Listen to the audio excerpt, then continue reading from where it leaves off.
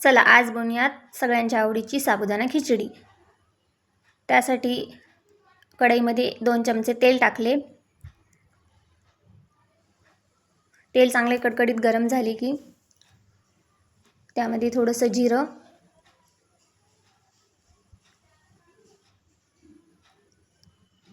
एक कच्चा बटाटा त्यांना चांगलं फ्राय करून घ्यायचं। थोडंसं मीठ चवीनुसार। चांगलं कडकडीत गरम झालं की एक मिनिटभर शिजू द्यायचं।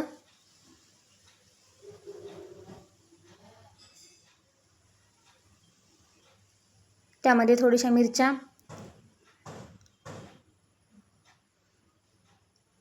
आणि साबुदाणा रात्रभर भिजत घातला होता ते ह्याच्यात टाकायचा आणि चांगलं मिक्स करून घ्यायचं। त्यामध्ये शेंगदाण्याचा कूट घालून चांगलं फिरवून घ्यायचं आणि थोडंसं चवीनुसार मीठ, आधी पण आपण टाकलेले त्यामुळे थोडंसंच मीठ आणि थोडीशी 2-4 दाणे साखर, हे चांगलं मिक्स करून याची एक वाफ काढून घ्यायची। त्यानंतर आपला साबुदाणा खिचडी रेडी आहे आणि एवढी सुंदर साबुदाणा खिचडी